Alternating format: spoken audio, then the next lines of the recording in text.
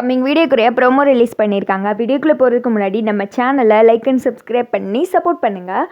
Promo வந்துட்டு ரொம்ப இன்ட்ரெஸ்டிங்காக இருக்குது. ஃபஸ்ட்டு சீனில் வந்துட்டு குழந்தை காணும்னு சொல்லிட்டு அவங்க அம்மா அப்பா அழுதுகிட்டே சவுந்தரபாண்டிகிட்ட வந்துட்டு சொல்கிறாங்க. அவங்ககிட்ட சவுந்தரபாண்டி எல்லாருமே வந்துடுறாங்க கோவிலுக்கு. இங்கே நின்று குழந்தை வண்டியெல்லாம் எங்கே போகும் அப்படின்னு சொல்லிட்டு எல்லாரும் யோசிச்சுட்டு இருக்கா. உடனே இதை போலீஸ்கிட்ட தான் சொல்லணும் அப்படின்னு சொல்லிட்டு முத்துப்பாண்டிகிட்டே இன்ஃபார்ம் பண்ணிடுறாங்க. அடுத்து நம்ம பரணியும் அந்த டிரைவரை தான் காமிச்சிட்டு இருக்காங்க. 3 மணி நேரத்துக்குள்ளே அந்த இன்ஜெக்ஷனை எப்படியாவது குழந்தைக்கு போடணும்னு சொல்லியிருப்பாங்க இல்லையா. அதனால் வண்டியில் வேகமாக போயிட்டுருக்காங்க. திடீர்னு வந்துட்டு ஒரு தடுப்பு மாதிரி போட்டு வச்சுருக்காங்க போலீஸ் எல்லாம். இங்கே இந்த சுவரை தாண்டி போக முடியாது அப்படின்ற மாதிரி சொல்லிட்டு இருக்க.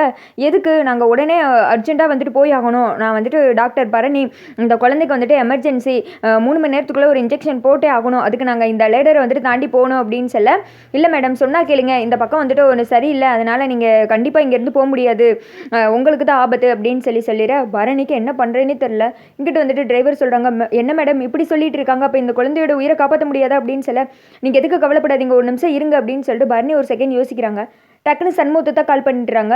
நீ எங்கே, அங்கே மதுரையில் தானே இருக்க அப்படின்னு கேட்க, ஆமாம் அப்படின்றாங்க. டே இங்கே ஒரு பெரிய பிரச்சனை ஆயிடுச்சுடா அப்படின்னு சொல்லிட்டு அந்த குழந்தைக்கு ஏற்பட்டிருக்க அந்த வியாதியை பற்றி சொல்கிறாங்க. சரி நீ எதுக்கு கவலைப்படாத, இப்போ உடனே அந்த மருந்தை நான் வாங்குறேன், வாங்கி அங்கே வந்துட்டுருக்கேன் அப்படின்ற மாதிரி சொல்லிட்டு சண்முகம் போய் அந்த மருந்தை வந்துட்டு வாங்குறாங்க. வாங்கிட்டு அவங்களால கரெக்ட் டயத்துக்கு வர முடியல, என்னடா இது டைம் போய்கிட்டே இருக்குது, இன்னும் கொஞ்சம் நேரம் தாண்டா இருக்குது, என்ன பண்ண போகிற அப்படின்னு சொல்ல, அதுக்கு ஒரு வழி இருக்குது, நீ எதுக்கு கவலைப்படாத, இப்போ அந்த மருந்து உன் கையில் இருக்கும் பாரு அப்படின்னு சொல்லிட்டு ட்ரோன் மூலயமா அங்கேருந்து ஒருத்தங்களை ஏற்பாடு பண்ணி சண்முகம் வந்துட்டு அந்த மருந்தை இங்கே அமுச்சு விட, அதை பார்த்து பரணி ரொம்ப சந்தோஷப்படுறாங்க. விறுவிறுன்னு எப்படியோ போய் மேலெல்லாம் ஏறி அந்த ட்ரோன்லேருந்து அந்த மருந்தை வாங்கிடுறாங்க. அந்த குழந்தையும் போட்டு குழந்தை உயிரை காப்பாற்றிடுறாங்க. அப்புறம் எல்லாருமே வந்துட்டு சந்தோஷப்படுறாங்க. ஹாஸ்பிட்டலில் தான் முத்துப்பாண்டி, சவுந்தரபாண்டி, ஊர் மக்கள் எல்லாருமே இருக்காங்க.